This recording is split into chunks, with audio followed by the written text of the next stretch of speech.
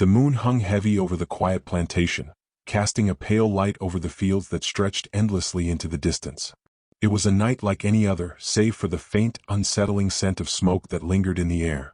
The oppressive stillness was shattered at dawn when the body of the plantation master, Elias Harper, was discovered lying in a pool of blood in his lavish parlor. His eyes stared blankly at the ceiling, the life drained from him in a way that struck the few who witnessed it as unnatural. The doors to his mansion had been locked and no one had heard a sound, not a scream, not a struggle. Just a silence that spoke volumes. Elias Harper was a man who had lived in the kind of comfort that only cruelty can buy. His wealth came from the sugar crops that flourished on his land, crops that were tended by men and women whose names were mere numbers in his records. He had long been a feared figure, a ruthless overseer who enforced discipline with whips and chains. But now he lay lifeless, his legacy smothered by the hands of someone whose life he had worked to destroy. As word spread, rumors began to swirl, that it had been an accident, a robbery gone wrong, or perhaps a fit of rage by an overheated servant. But the truth was much darker, and the details would be buried for decades.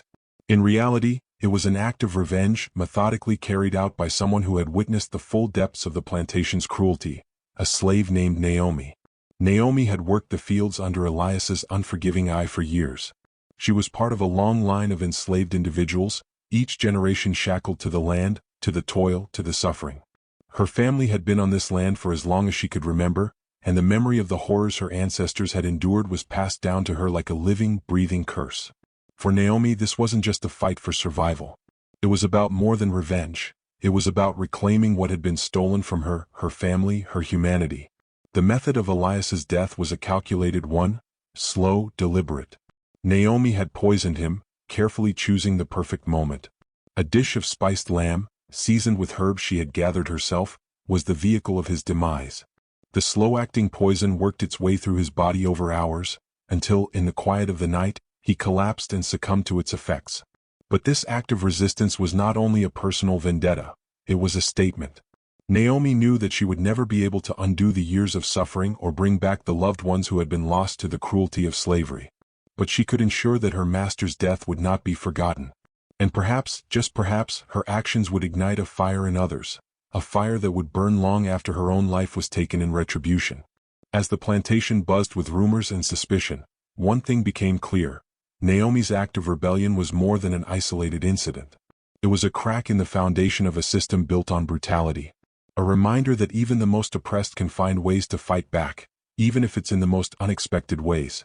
Naomi's act of resistance would ultimately lead to her capture, and she would be put to death in a public execution, the entire community forced to watch as she was hanged from the same oak tree that had witnessed the deaths of so many others. But her story, though suppressed, would live on. Naomi's name may not be found in many records, but her legacy of defiance became a symbol of resistance for generations to come. Was this an act of madness, or was it the only way left to survive? The plantation loomed like a kingdom built on suffering, its sprawling fields reaching into the horizon, where the land and sky seemed to blend together in a relentless, punishing embrace. The air was thick with the scent of cotton and tobacco, a reminder that these crops were the lifeblood of the plantation. In the distance, the faint creak of the windmill could be heard, a mechanical rhythm that matched the endless labor that defined life for those who worked the fields. The estate, with its grand mansion and rows of slave quarters, was a fortress of wealth and power, but that power was built on the backs of men and women who were nothing more than property. On a typical day, the sun would rise over the land, and the enslaved people would be roused from their sleep in tiny, cramped quarters, barely large enough to fit a bed, let alone a family. The overseers would crack their whips as they shouted orders, pushing men and women to pick cotton, tend to the tobacco plants, or harvest sugar cane. The fields were endless and the work was grueling. The promise of rest was a cruel joke. The day's labor stretched from dawn to dusk, with only brief pauses for food and water, none of it enough to ease the hunger or the aches in their bones. But the land that created such wealth was not only fertile for crops, it was fertile for exploitation. This was the hidden world of the plantation economy, where the true cost of luxury was measured not in dollars but in human suffering. According to census records from 1820, the estate was home to over 150 enslaved individuals. Each was listed as an asset, a commodity, their names, ages, and roles reduced to figures in a ledger, traded, sold, and forgotten. The value of a human life, in this twisted system, was counted in pounds of cotton, barrels of tobacco, and the number of hours worked. What often went unspoken in the gleaming plantation houses was the terrifying isolation that enslaved people faced. They were not only separated from their families but also cut off from the outside world, confined to a brutal, insular society governed by the whims of their masters and overseers. Their worth was never in their humanity, but in the labor they provided. The only measure of success for them was their ability to work faster, longer, and harder. They were, in the eyes of the plantation elite, mere tools to be used and discarded when they were no longer useful. The brutality of daily life on the plantation was not limited to the physical labor. There was the constant threat of violence, the ever-present fear of punishment for the smallest infraction. Whippings were commonplace, and punishments for perceived disobedience were severe, often resulting in permanent scars, both physical and psychological. Families were torn apart, and children, born into this life of servitude, were often sold away before they could even form memories of their parents. Yet even within this hellish existence, enslaved people found ways to resist, to keep a part of themselves alive. They held on to the tiny threads of humanity that the system tried to strip away. The songs they sang in the fields, the prayers they whispered at night, the rituals they passed down to their children, these were all forms of resistance, small acts of defiance that helped them maintain a sense of identity in a world that sought to deny them their very existence. In this context, the lives of the enslaved were not just about survival but about quiet rebellion, pushing back against a system that saw them as less than human. These acts of resistance, though subtle and often unnoticed, were the foundation of a legacy that would later spark uprisings, revolts, and a broader movement for freedom. Yet, in the eyes of those who profited from this system, these individuals were not people, they were property.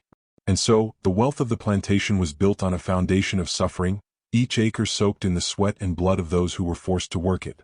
As we look at this plantation and others like it, we must ask ourselves, how much of the wealth that built this nation was truly earned, and how much was extracted from the labor of those who had no choice but to work, to suffer, and to survive under the most brutal of conditions?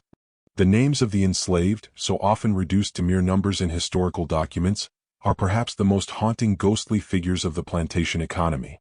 Each name was recorded in meticulous detail, the gender, age, and role of each individual noted, their lives catalogued as property, rather than as human beings. Bills of sale, slave manifests, and the ledgers of plantation owners detailed transactions, where people were bought, sold, and traded like livestock. These documents, cold and indifferent, stripped away any sense of personhood, reducing vibrant, complex lives to nothing more than entries in a financial ledger. A child was worth less than a grown man. A woman's value was tied to her ability to bear children who would continue the cycle of exploitation. These bills of sale were not just records, they were markers of ownership, underscoring the way these enslaved people were viewed as tools for production rather than as individuals with lives and stories of their own.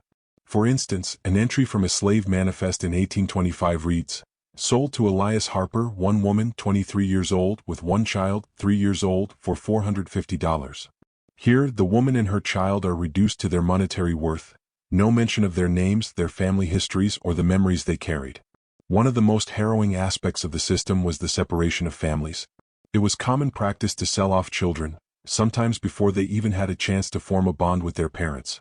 A mother could look at her child, knowing that at any given moment, that child could be taken from her, sold to a different plantation, and never seen again. For many enslaved families, this was their life, a constant state of loss, of mourning people they had never had the chance to really know, let alone love. This was the system that robbed individuals of their identity, and in the process fractured families, relationships, and futures. There are countless examples of families torn apart in this way.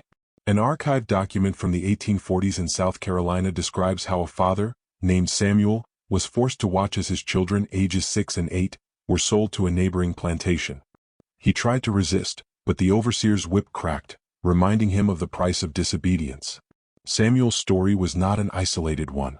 Countless others like him were subjected to the same cruelty, a cruelty that caused lasting emotional scars and left invisible wounds that would haunt their descendants for generations.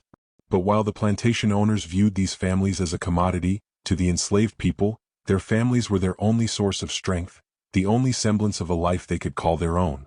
In the face of brutal dehumanization, they held tight to their kin, to their shared history, to the stories that had been passed down through the generations. A mother, for example, might teach her child to weave the patterns of their ancestors' songs into the rhythm of the work in the field, creating a quiet form of rebellion. It was in these moments, through the whispered words of a mother or the strong embrace of a father, that the enslaved kept alive a sense of dignity, a sense of self-worth, despite the unrelenting horrors surrounding them. Yet for the plantation owners this bond meant nothing. When a family was sold, their stories, their memories, their connection to one another were erased, hidden beneath a web of paper and ink. In the records, names and faces were not important. The value of a person was measured solely by what they could produce, their ability to work, to endure, to be exploited. It's hard to imagine the toll this had on the enslaved, to live each day knowing that at any moment, your family could be torn apart, that your children could be taken, that your husband or wife could be sold away. And for the children who grew up in this environment, the very concept of family became an abstract, fleeting idea. They would grow up knowing that their lives were not their own, that their worth was determined by someone else's needs and desires. The emotional cost of this separation cannot be overstated. The trauma of being separated from a parent, a sibling, or a spouse was unbearable. It meant never knowing the warmth of a family dinner, the protection of a father's embrace, or the love of a mother who could hold you without the fear of being torn away. For these enslaved families, the very idea of family was forever altered by a system that saw them not as people but as property. The legacy of these lost families continues to reverberate through history. The names of those who were torn from their families have been erased from most historical records. The stories of the mothers, fathers, sons, and daughters who were lost in these transactions are largely forgotten. But they are not gone. The remnants of their lives live on in the generations that followed, in the stories passed down, in the resilience that was carried forward despite the efforts to erase it. In the centuries since, there have been efforts to trace the identities of these lost people, to find their names, to reclaim their histories. Genealogists, historians, and descendants have worked tirelessly to uncover the buried stories of enslaved families. Yet, no matter how much is discovered, there will always be more families, more names, more lives that will remain hidden in the shadows of history, victims of a system that valued them as nothing more than property. The life of an enslaved person was a grueling existence, marked by the relentless pressure of physical labor, emotional strain, and constant surveillance. From dawn until dusk, the enslaved worked the fields under the unyielding sun, driven by the crack of the overseer's whip and the ever-present fear of punishment. Every day was a battle for survival, where the fight wasn't just for food or water, but for the very essence of one's identity. The life of the enslaved was defined by the yoke of their chains, chains that bound them not only physically but mentally, emotionally, and spiritually. The routine was unyielding. The sound of the roosters crowing marked the beginning of another day spent in the fields, followed by the heavy tread of bare feet on the dry earth as the enslaved made their way to the worksite. Each day blurred into the next, with no respite, no relief. They worked from sunrise to sunset, their bodies bent in submission to the land, their backs scarred from endless hours of labor. For many, the harsh conditions were an immediate reminder that their worth was tied not to their humanity, but to their ability to work. Whether it was picking cotton, harvesting tobacco, or tending to the sugar cane, the tasks were grueling, the hours long, and the rewards non-existent. But the physical labor was only part of the story. There was a psychological toll to the life of enslavement that extended far beyond the visible scars. Every action, every moment was dictated by fear. Fear of punishment, fear of separation, fear of the unknown. The overseers, brutal in their methods, patrolled the fields with an ever-watchful eye, making sure that the enslaved people did not pause, did not falter, did not show any sign of resistance. The smallest infraction could result in severe punishment, a lash of the whip, a public beating, or even death. Enslaved people lived in constant dread of these punishments, and in the harshest conditions, the fear of punishment became so pervasive that it was internalized. The mere presence of an overseer or a master's gaze could send a shiver down their spine, a reminder that even in the most intimate moments, they were never truly free. This constant surveillance eroded any semblance of privacy, of selfhood. The enslaved were not allowed to express emotion, to speak freely, or to seek comfort in the way that people do in loving, supportive environments. Instead, they lived in a perpetual state of alertness, always aware that their slightest misstep could be met with swift and brutal retribution. Yet, in the face of this relentless cruelty, enslaved people found ways to survive, not just physically but spiritually and mentally. Though the external world sought to strip them of their dignity, their identity, and their humanity, they found ways to retain pieces of themselves, to resist the dehumanizing forces that sought to break them. One of the most powerful tools for survival was song. Enslaved people sang as they worked, not just to pass the time but as a form of resistance. Their songs were coated with messages of hope, of strength, and sometimes of rebellion. These songs told stories of their ancestors, of their homelands, and of the future they hoped for, a future in which they would be free. Songs like "Steal Away to Jesus" and "Wade in the Water" were not just spirituals, but acts of defiance, a way of reclaiming their voices in a world that sought to silence them. Through music, enslaved people were able to preserve their heritage, to share their pain, and to convey messages of solidarity. The songs, though often overlooked by those in power, were a vital part of their resistance, a form of silent rebellion against a system that wanted to strip them of everything they held dear. But it wasn't just music that helped them endure. The enslaved also turned to their religion for solace. Christianity, which had been forced upon them, became a powerful tool of survival. For many, religion was a way to retain a sense of hope, a belief that their suffering on earth was temporary, that they would find peace and justice in the afterlife. While this belief was often manipulated by the enslavers to maintain control, it also gave the enslaved a sense of power that was beyond the reach of their masters. The act of prayer, of calling out to a higher power, was a way of reclaiming agency in a world where they had none. It was a way of asserting that their lives had meaning, that they were more than the sum of their labor. And then there was folklore, the rich tapestry of stories and myths that enslaved people created to sustain their spirits and to navigate the daily cruelties of their lives. Folklore was a means of passing down wisdom, a method of storytelling that helped to preserve a sense of identity, community, and hope. These stories often featured clever tricksters who outwitted their enemies, or brave heroes who overcame impossible odds. These tales gave the enslaved a way to assert their agency, to imagine a world where they were not powerless, but instead capable of outwitting those who sought to dominate them. However, as much as these songs, prayers, and stories provided comfort, they were also reminders of the toll that slavery took on the human soul. The emotional and psychological trauma of living under such brutal conditions was immense. The trauma was passed down through generations, not just in the stories that were told but in the silence that enveloped the lives of those who had been forced to endure this unrelenting pain. The damage was not just physical but emotional, a deep wound that no amount of music, prayer, or folklore could fully heal. Enslaved people learned to survive in silence, to endure in ways that went unnoticed by their captors.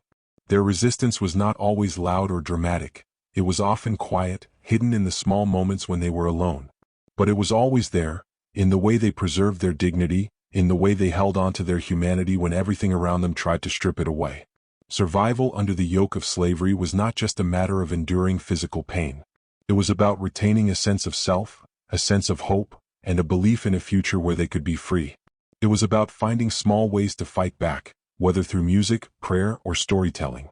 These quiet acts of resistance were the foundation of a legacy that would eventually grow into a movement for freedom, for justice, and for equality. The tension that built up over years of unrelenting hardship and cruelty often goes unnoticed by the outside world. To an observer, the daily rhythm of the plantation, the harsh labor, the constant surveillance, the crushing punishments, might seem like just the way of things. But beneath the surface, an invisible fire smoldered, waiting for the right spark to ignite it. For the enslaved, that spark was often a specific moment, an unbearable incident, a violent act, or a cruel decision that shattered the fragile peace they had managed to hold onto. It wasn't just one traumatic event that led to the rebellion or act of revenge. It was the cumulative weight of 1,000 small indignities, 1,000 beatings, 1,000 nights spent in fear and hopelessness. The enslaved had long learned that their bodies were not their own. Their lives were controlled by the whims of those in power, the overseers, the masters, the men who saw them as nothing more than tools for labor. But it was in these moments, these flashes of cruelty, that the emotional and psychological toll of slavery became too much to bear. For Naomi, the woman at the heart of this rebellion, the spark came in the form of a brutal whipping. She had endured so much over the years, the loss of her children, the forced labor, the constant threat of punishment, but this particular act pushed her past the point of no return.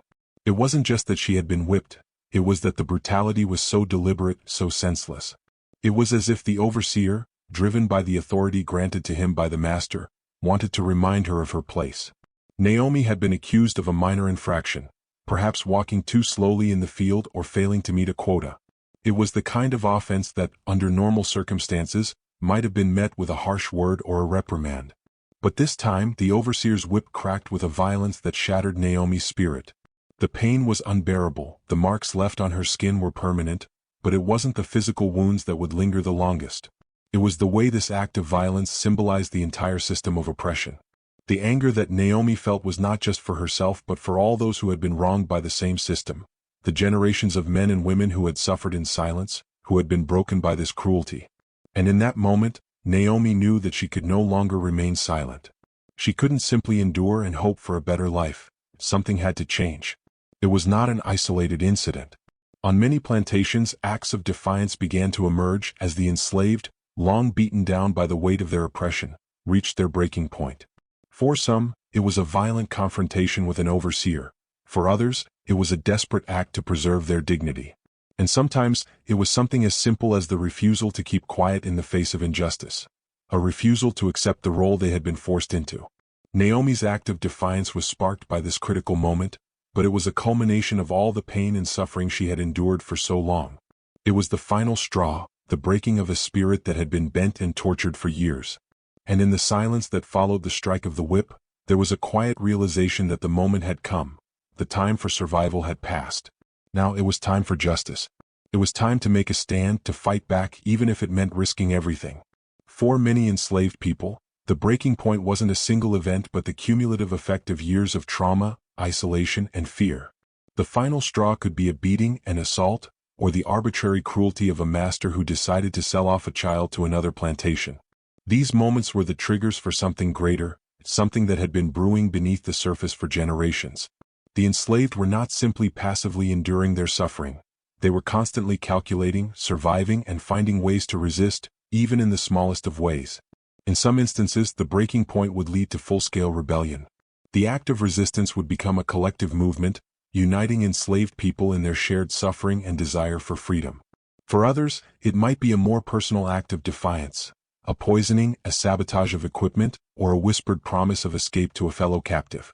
But no matter the form it took, these acts were always rooted in the same powerful, undeniable truth. The enslaved people were human, and their humanity could not be erased, no matter how brutal the system tried to make them. As Naomi's story unfolds, it becomes clear that her defiance wasn't just about revenge. It was about reclaiming her dignity, her humanity, and her place in the world. It was about asserting that, even in a system that sought to strip her of everything, she still had the power to decide her own fate. She would no longer accept the role that had been forced upon her, the role of the silent, broken slave. In this one act, she would redefine herself, and in doing so, she would spark a fire that would burn far beyond her own story. The night was thick with the kind of oppressive stillness that only a deep southern summer could bring. The air hung heavy with moisture, a thick fog rolling in over the plantation fields, cloaking the land in an eerie, suffocating silence. Under the cover of darkness, Naomi moved with purpose. She knew the risks, she knew the cost of failure. But tonight was different. Tonight, the power held by the masters over her life, over the lives of so many others, would be shattered. Tonight, justice would come at a price so steep that it would send shockwaves through the very heart of the plantation. Naomi's plan had been in motion for weeks, carefully calculated, designed not just to strike back at her master but to make a statement that would ripple through the entire system. She had worked with the precision of someone who had nothing left to lose. Every move, every moment had been planned. The poison she would use, the exact moment to strike, the details of her escape afterward. She knew that once the deed was done, there would be no turning back. The punishment for such a rebellion would be brutal, swift, and public. But for Naomi there was no choice. The very essence of her being had been crushed under the weight of years of cruelty. The time for silent survival had ended. It wasn't just about revenge, it was about reclaiming something lost. Something precious. Her humanity. She had been reduced to nothing more than a tool, a machine for labor. She had been forced to endure horrors that no one should ever have to suffer. Her dignity eroded with each passing day. And now it was time to fight back in the only way she knew how. She had decided to use the one thing her master trusted most, the food he ate. A poisoned meal, delivered with the same care and attention she had given him for years. Naomi had spent days preparing it, knowing full well that once he consumed it, there would be no turning back. The poison she used was slow-acting but lethal, designed to cause a long, drawn-out death. A fitting end for a man who had made a life of inflicting suffering. The night was still too still. The mansion, though grand and imposing during the day, felt like a tomb in the darkness, the windows glowing faintly with the flicker of oil lamps. Naomi made her way through the shadows, moving past the quiet slave quarters, her heart pounding in her chest. Every step she took felt like a victory. For too long she had endured, and now she was the one who held the power. Inside, the master's dining room was dimly lit by the soft glow of a single candle. Elias Harper sat at the head of the long, polished table, his greedy eyes scanning the contents of the silver dishes before him. He had no idea that the meal had been prepared with something far more sinister than a simple recipe. Naomi watched from the doorway, unseen, her breath held. She had done everything by the book, no room for error. The food was plated with care, just as it had been every night before. But tonight was different. The moment came swiftly, like a breath held too long. Naomi's hand shook as she placed the poisoned dish before her master, but she managed to keep her composure, the years of suffering and fear pushing her forward. She turned and left the room without a word, without a glance back. She knew that once Elias took a bite he would be doomed. It was already too late. For Naomi there was no thrill in the act. No sense of joy or revenge. Only the quiet, terrifying relief of knowing that the cycle of torment had finally been broken, and that, for the first time, she had taken control of her fate. The weight of her actions would not be easy to carry, but she had already made peace with it. The cruelty of the plantation had taken everything from her. Now she was taking it back. Hours passed, but in Naomi's mind they felt like days. She knew what was happening inside the mansion. She knew Elias was struggling, his body slowly succumbing to the poison. The idea of his death was not what haunted her, but the idea of what would come next. Would anyone believe she had done this on her own, or would they say she was just another victim, pushed to madness by the system? Would they punish her for daring to take justice into her own hands? Inside the mansion, Elias Harper writhed in agony. The poison, which had been so carefully administered, was beginning to take its toll. His body convulsed in a sickening display of pain, his breath coming in ragged gasps as the slow, cruel death he had inflicted on so many others now consumed him. The mansion, once so proud and untouchable, echoed with the sound of his screams. But by then it was too late for mercy. Naomi had already made her escape, slipping out of the back door and into the dense, oppressive night. She had planned her exit with the same precision that had gone into her revenge. The woods surrounding the plantation, thick with trees and underbrush, would provide the cover she needed. She was free, but at what cost? Naomi's rebellion was not just an act of vengeance. It was the symbolic breaking of the chains that had bound her for so long. It was a moment when she reclaimed control over her life, over her fate. It was a dark, haunting act, but it was one that had been simmering for years, waiting for the right time, the right spark. Naomi knew the consequences of her actions. She had no illusions about what would follow. The masters would retaliate, the punishment would be swift and merciless, and the plantation would never be the same. But in that single moment, Naomi had taken a step toward freedom. The death of Elias Harper, cruel and slow as it was, represented something much larger than just one life extinguished. It was a mark on history, a moment of defiance that would resonate for generations. The night would not be forgotten. It was a night when history tried to erase a story, but it couldn't. Naomi's act of rebellion, though suppressed in the records, would live on in the whispers of those who knew the truth, in the memories passed down from one generation to the next. And in the hearts of those who dared to resist, it would become a symbol of the power that lay within every enslaved person. The power to rise, to fight, and to be free. The plantation, once filled with the steady hum of work, was now a place of quiet dread. The death of Elias Harper, a man who had ruled the land with unyielding cruelty, sent shockwaves through the community. The walls of the grand mansion, the same walls that had witnessed years of suffering, now stood as silent witnesses to a moment that would change everything. What followed was not justice, not even a reckoning. It was retaliation, swift and brutal, a violent reminder of the unbreakable hold that the masters had over their slaves. The moment Elias Harper was found lifeless, the entire estate was thrown into chaos. Rumors spread like wildfire. Some said it was a robbery gone wrong, others whispered that it was a curse, a punishment from the spirits of the land. But the truth was far more terrifying. It was an act of resistance, a desperate cry for justice that had been silenced for too long. Naomi, the one who had dared to strike the master down, had vanished into the night, leaving only the echoes of her defiance in her wake. The reaction was immediate. Within hours, the plantation's overseers had gathered a group of men, armed with rifles and clubs, to search for Naomi.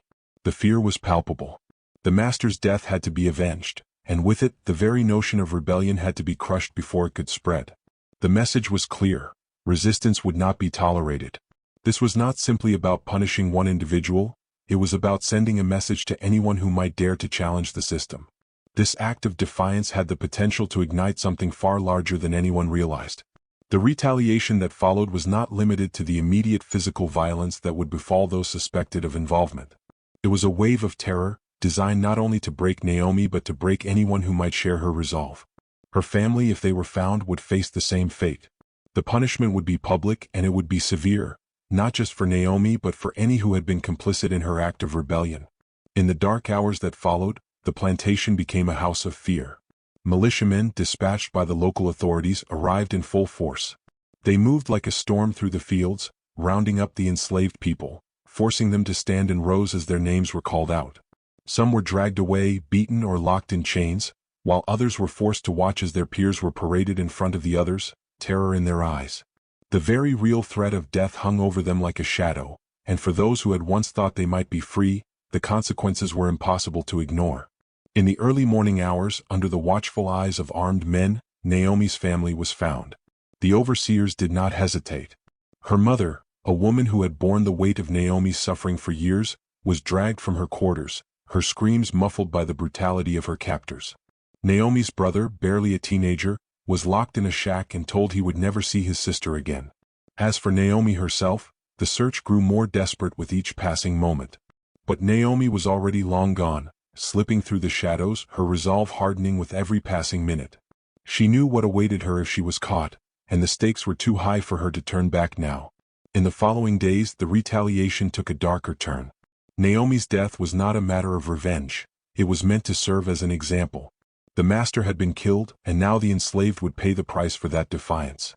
The masters and overseers believed that by breaking the bodies and spirits of those left behind, they could crush any hope of rebellion before it could grow. It wasn't just Naomi they were punishing.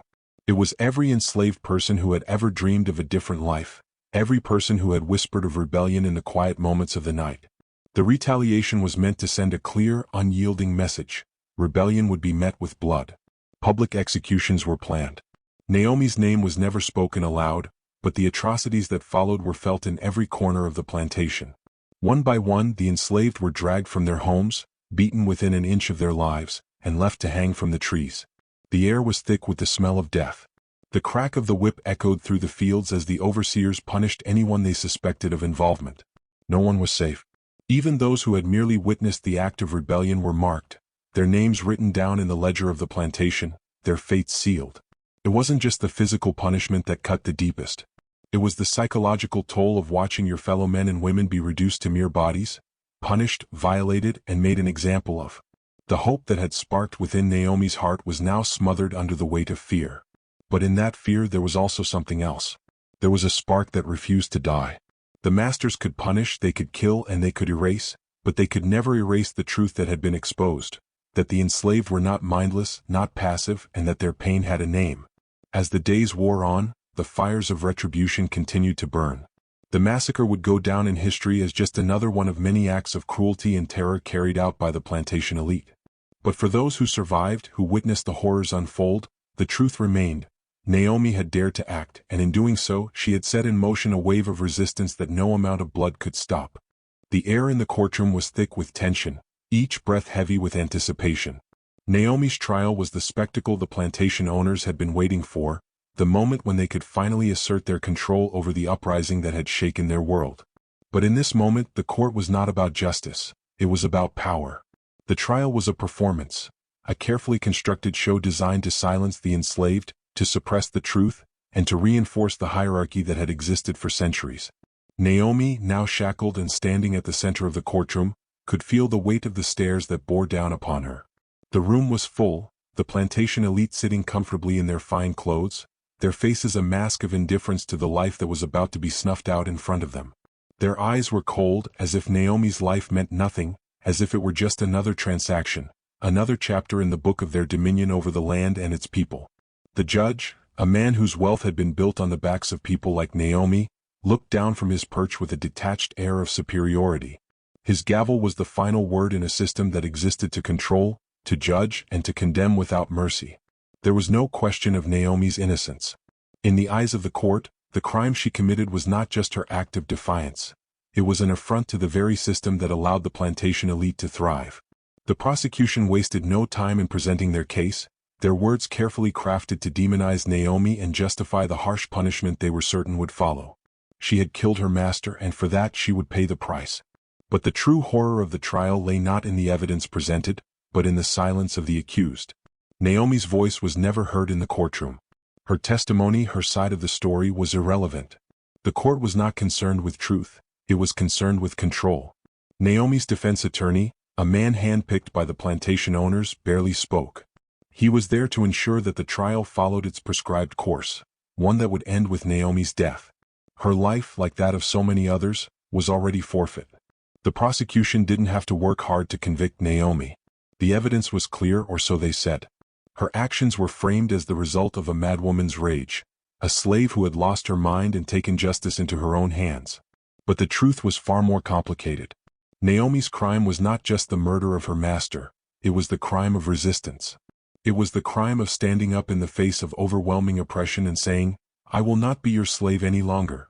In the eyes of the court, her defiance was unthinkable, an affront to the established order. The courtroom's silence spoke volumes. Naomi's humanity was stripped away in that moment, reduced to a mere symbol of rebellion, a threat to a system that needed to keep its subjects submissive. Her punishment would not be a matter of justice, but a matter of making an example of her, of sending a clear message to anyone who might dare to do the same. As the trial wore on, Naomi's fate became a foregone conclusion. She had no voice in the matter, no way to present her case. The prosecution's case was built on the same assumptions that had always governed the lives of enslaved people, that their actions, their lives, and their futures were not their own. The enslaved had no rights, no voice in their own defense. The verdict was clear, and Naomi would be convicted not just for her crime, but for the very act of asserting her humanity in a world that had long sought to deny it. But what was perhaps most chilling about the trial was the way the justice system, the very institution meant to protect rights and uphold fairness, turned a blind eye to the injustice at its heart. Naomi's trial was not an isolated incident. It was a perfect example of how the legal system was weaponized to protect the interests of those in power, to reinforce a system that existed to keep the enslaved in their place. The courts did not serve justice, they served oppression. What was left in Naomi's trial was not justice, but the hollow echo of a broken system. The court's decision was not an expression of the truth but of the continuing violence of the plantation economy. In this system, the enslaved were never meant to be seen as individuals. They were always meant to be seen as property, to be judged according to the whims of those who held the power. Naomi's conviction was a reflection of the dehumanization that was embedded in the very fabric of the justice system. It was a system built on the idea that the enslaved had no right to their own lives, no right to resist the violence that was inflicted upon them. As Naomi was led away, shackled and silent, there was no final plea, no final words of defiance. The trial had stripped her of everything, her voice, her dignity, her humanity. In the eyes of the court, she was already a symbol of something much larger than just one woman's act of defiance. She was the threat that needed to be extinguished before it could spread, the reminder that even in the darkest corners of slavery, the human spirit could not be fully extinguished. The trial of Naomi was not just a trial of one person, it was a trial of the entire system. It was a trial that tried to erase the humanity of the enslaved, to deny them any claim to justice, any voice in their own fate. And yet, even in the silence of the courtroom, Naomi's defiance echoed. Her act of resistance had struck a chord that could not be silenced. Though she may have been convicted in the eyes of the court, in the hearts of the enslaved, Naomi's story would live on, as a symbol of the fight for freedom, for dignity, and for justice. In the aftermath of Naomi's defiance, the plantation owners knew that the rebellion could not be allowed to stand as a symbol.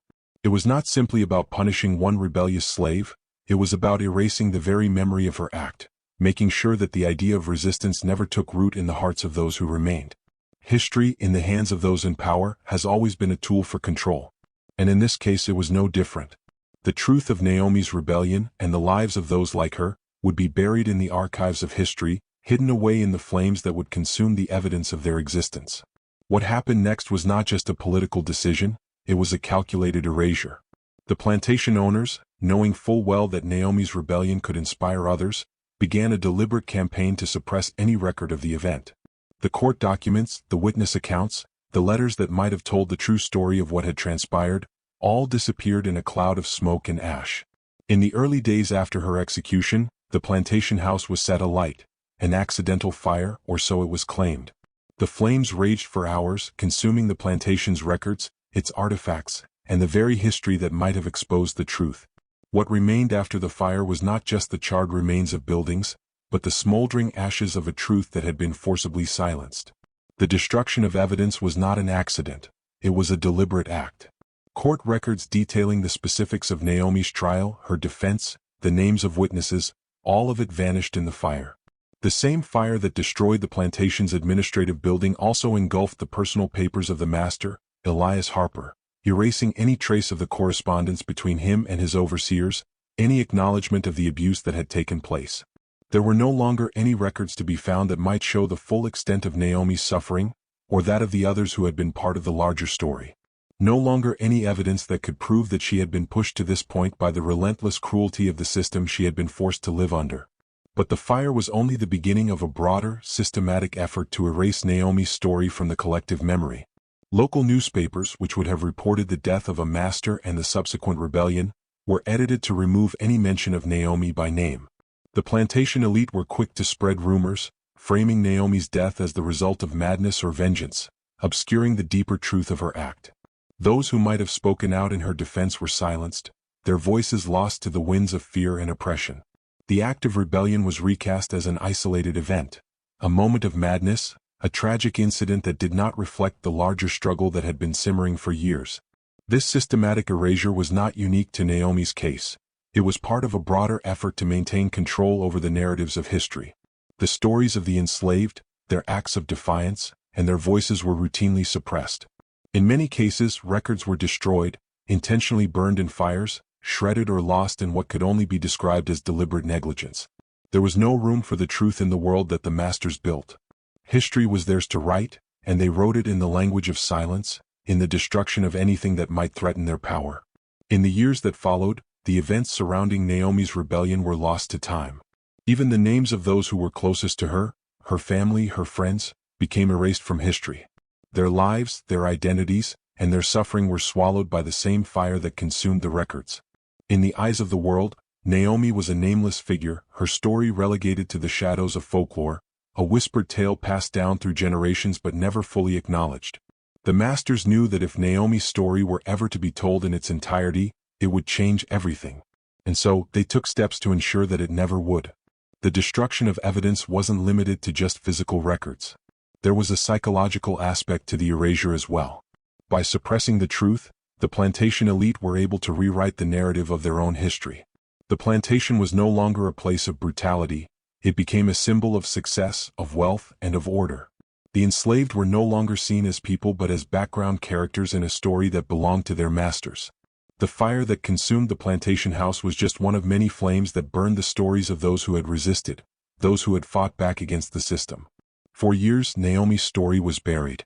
The voices of those who might have remembered her were silenced by fear, by shame, and by the power of a system that had no interest in remembering the truth. But as history often proves, the stories that are suppressed the hardest are the ones that refuse to die. Over time, whispers of Naomi's defiance began to surface, passed down through generations. Her name, though buried, could not be forgotten. In recent years, there has been an effort to uncover the stories of those like Naomi, whose voices were lost in the shadows of history. Historians, genealogists, and descendants have worked tirelessly to unearth the evidence that was suppressed, to bring the truth to light, even if that truth has been buried for centuries. These efforts are difficult and they come at a cost. The records may be lost, but the memory of the enslaved lives on in the descendants of those who survived, in the stories that have been passed down, in the strength that continues to reverberate across generations. As we look back at the effort to erase Naomi's story, we are reminded of how history has been shaped by those in power. The destruction of evidence, the burning of records, the rewriting of narratives, all of these actions were taken to ensure that the voices of the enslaved would never be heard. But no matter how many records are destroyed, no matter how many fires are set, the truth always finds a way to emerge from the ashes. Naomi's rebellion, her defiance, will not be forgotten. In the years following Naomi's act of rebellion, her name was lost to the world. The plantation records, the official documents, the very history that might have preserved her story were erased by fire and silence. Yet even as her memory was suppressed by the powers that be, Naomi's spirit endured. It endured not through the written word or official record, but through the whispers that floated on the wind, passed from one generation to the next, carried by the voices of those who had once been enslaved. These were the stories that defied the flames, that resisted the erasure. They lived on in the folklore of the enslaved communities, in the songs and prayers, in the hushed conversations that took place under the cover of darkness. Oral tradition had always been a powerful tool for the enslaved. In a world where their humanity was often denied by law and society, the stories they told each other were a form of resistance. These stories were not just about survival, they were about preserving a sense of identity, of community, and of dignity in the face of overwhelming oppression. The stories, often told around campfires under the cover of night, or whispered in secret corners, were a lifeline. They were the only way to keep alive the history of those who had been reduced to nothing more than property. They were the means by which the enslaved could hold on to their pasts, to their cultures, and to their humanity. Naomi's story, though buried in the official records, lived on in the collective memory of her community. She was remembered not as a nameless victim, but as a symbol of resistance. Her act of defiance became a rallying cry for others who lived under the same oppressive system. The stories of her rebellion were passed down from one generation to the next, whispered to children around campfires, sung in secret songs, and shared in quiet conversations among the elders. These stories were the threads that connected the present to the past, the living to the lost. The folklore that emerged around Naomi's rebellion was filled with symbolism, with the kinds of mythical elements that are often found in stories of resistance. Naomi was not just a woman who killed her master, she became a figure of legend, a heroine in the struggle for freedom. Her act of rebellion was transformed into something larger than life. In the retelling, Naomi became a symbol of the spirit of defiance, the woman who refused to bow before a system that had sought to crush her. She was no longer just Naomi, she was a part of the larger narrative of the enslaved, a symbol of their struggle, their pain, and their fight for freedom. The folklore was not just about Naomi's life, but about the collective memory of a people who had endured and survived. It was through these stories that the enslaved were able to preserve their dignity, their sense of self. They could not rely on the legal system, the courts, or the written word to record their history. But they could rely on each other. They could pass down their stories, their experiences, and their truths in ways that could never be fully erased. For many, these stories were not just tales of the past, they were a blueprint for survival. The stories taught lessons of resilience, of strength, and of resistance. They showed that even in the darkest times, there was always a way to fight back. Naomi's act of rebellion, though it had been suppressed and erased from the official records, was kept alive through the stories that lived on in the hearts and minds of those who had been touched by her courage. The community held on to Naomi's story not just for the sake of remembrance, but as a way to carry forward the legacy of resistance. Her story became part of the larger narrative of the enslaved people's fight for freedom. It was woven into the fabric of their collective identity, a constant reminder that even in the face of unimaginable cruelty, there was always a way to fight back. The folklore was more than just entertainment or storytelling.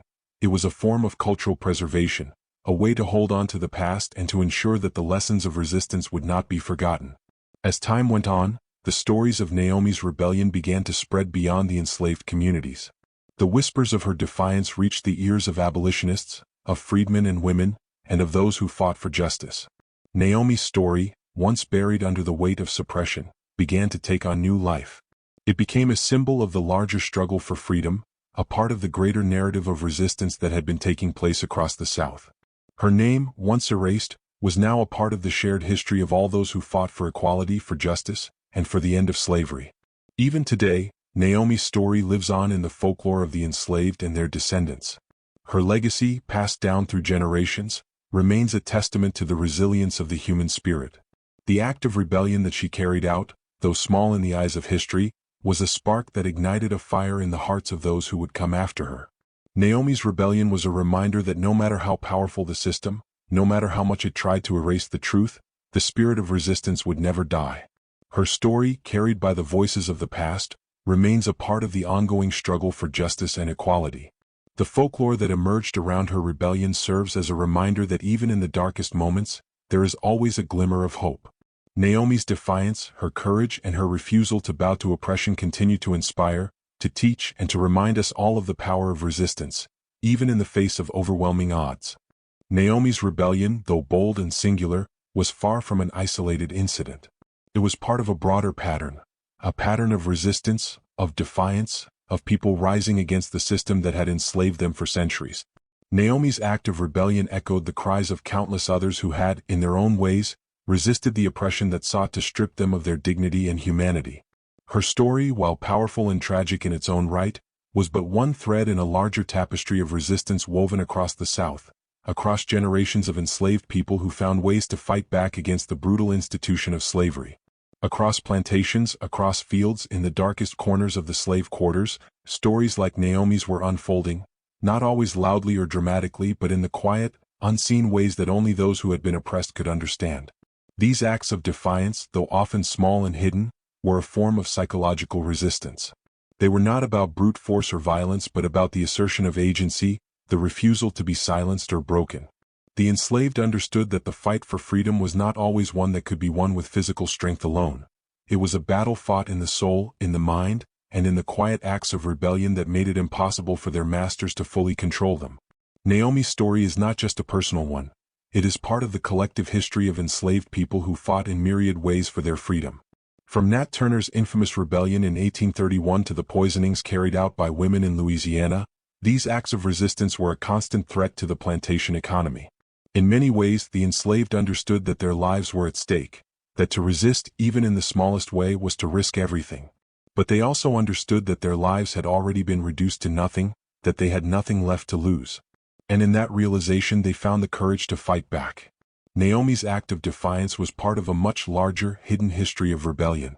In the years before and after her rebellion, there were countless others like her, individuals who refused to bow to the system, who fought not just for their own freedom, but for the freedom of their families, their communities, and their people.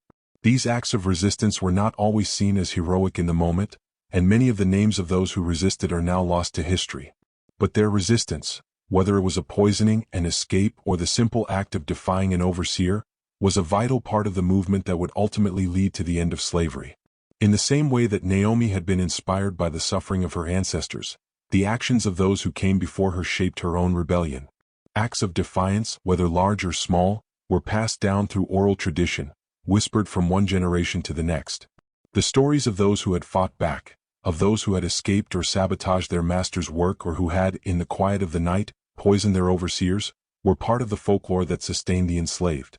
They were not just stories, they were blueprints for survival, for resistance, for the assertion of agency in a world that sought to strip them of everything. Naomi was not alone in her defiance, nor was she the first. She was part of a larger, more complex system of resistance that stretched from the early days of slavery in the American colonies to the final days of the Confederacy. From the slave revolts in the Caribbean to the Underground Railroad in the North, there was a consistent, if often hidden, pattern of resistance that spread across the Americas. These acts of rebellion were not always successful, nor were they always dramatic. But they were constant, and in their quiet, uncelebrated ways, they undermined the very foundation of slavery. One of the most significant aspects of this larger pattern of resistance was the way in which it undermined the very structure of the slave system. Each act of rebellion, no matter how small, was a direct challenge to the idea that enslaved people were property, that they could be bought, sold, and controlled without resistance. The enslaved understood that their humanity could not be fully erased, no matter how much the system tried to dehumanize them. Their acts of resistance were not just about escaping or fighting. They were about asserting their identity, their worth, and their right to live freely. Each small rebellion, whether it was a silent prayer, a stolen moment of rest, or a planned act of sabotage, was a direct challenge to the plantation economy and to the masters who believed they had the power to control every aspect of their lives. The significance of this pattern of resistance cannot be overstated. It wasn't just about isolated acts of defiance, it was about creating a larger, collective resistance movement that stretched across space and time. It was about creating a network of hope, of shared stories, of people who understood that their fight for freedom would not be won by any one person, but by the collective action of many. Naomi's rebellion was part of that collective effort. Her story is a part of the larger history of resistance, of those who fought for freedom in ways that were not always visible but were always vital. Even though Naomi's act of rebellion was suppressed, it did not die.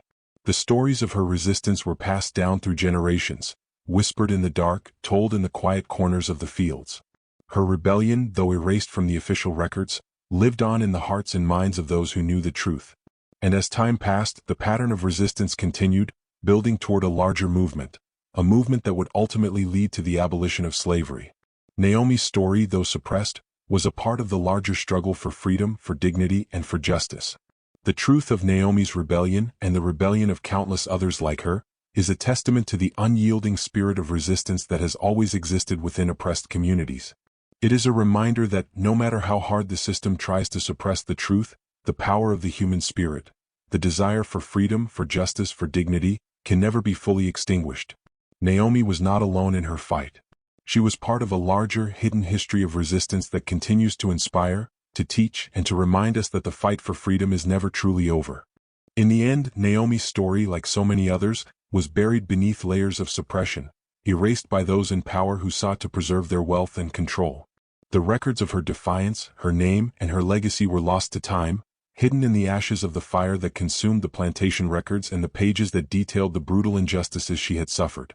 But no matter how deeply they tried to bury her story, no matter how many records were destroyed, Naomi's spirit could never be fully erased. She had left a mark on history that, though suppressed, would continue to ripple through generations. The legacy of the enslaved is often one of erasure, of forgotten names and silenced voices. The horrors they endured were buried in official records, erased from the pages of history by a system that sought to deny them their humanity. But in the absence of written history, there was something far more powerful.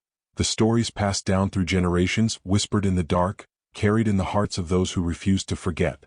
Naomi's defiance, her rebellion, was not erased. It lived on in the folklore, in the memory of those who survived, and in the resilience of the communities she left behind. The fight for freedom was never just about one individual act of rebellion. It was about the collective will to resist, the shared strength that passed from one person to the next. Naomi's act of defiance was part of a much larger tapestry of resistance, one that included not only violent uprisings but also quiet acts of sabotage, subtle resistance, and the preservation of culture and identity in the face of total dehumanization. It was this collective resistance that slowly chipped away at the foundation of slavery, that kept alive the hope for a different world, a world where the enslaved could be free. Even as the physical records of Naomi's rebellion were destroyed, her memory was preserved in the oral traditions of the enslaved. The stories of her act of defiance were passed down in hushed tones, in secret gatherings, in the whispers of those who lived under the same yoke of oppression. Naomi's rebellion, though buried, was never forgotten. It lived on in the hearts of the people who had known her, who had witnessed her struggle, and who had seen in her the embodiment of their own hopes for freedom. Her name may not have been written in the history books, but it was carried in the stories, in the songs, and in the hearts of the generations that followed. Naomi's rebellion was a singular moment in time, but it was also part of a larger, unbroken thread of resistance that stretched across centuries. From the moment the first enslaved Africans were brought to the shores of the American colonies, there had been resistance. Some loud, some quiet, some violent, some subtle. Each act of defiance, each refusal to accept the system that sought to strip them of their humanity, was a small victory.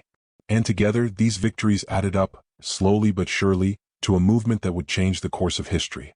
For Naomi, her rebellion was not just about her own freedom, but about the future, about leaving a mark on the world for those who would come after her. She knew the consequences of her actions, knew that her life would likely end in violence and retribution, but still she chose to fight back. It was a fight not just for herself, but for the generations that would follow. In that sense, her act of defiance was timeless. It was not just one woman's fight for freedom, it was the fight of every person who had ever been enslaved, the fight of every person who had ever dared to hope for a better life. The story of Naomi's rebellion, though hidden for so long, is a testament to the strength and resilience of the human spirit. It is a reminder that even in the darkest moments, when the forces of oppression seem insurmountable, the desire for freedom and justice cannot be extinguished. Naomi's act of defiance was not the end of the struggle. It was part of a much larger movement that would eventually bring about the end of slavery. Her story is a part of that history, a part of the larger narrative of resistance that continues to inspire and resonate with people to this day. The erasure of history, the burning of records, the silencing of voices, these are not just tools of oppression. They are the last desperate acts of a system that knows it cannot fully control the truth. No matter how hard the system tries to bury the stories of the enslaved, those stories will always find a way to rise again. Naomi's rebellion is proof of that. Her name may have been erased from the history books, but her legacy lives on. The fire that consumed her story only fueled the flames of resistance. Naomi's rebellion is not gone. It is buried, yes, but it is not forgotten. Today, as we reflect on Naomi's legacy, we are reminded that the fight for justice and freedom is never truly over. The struggles of the past continue to resonate in the struggles of the present. The fight against oppression, against inequality, against dehumanization, is ongoing.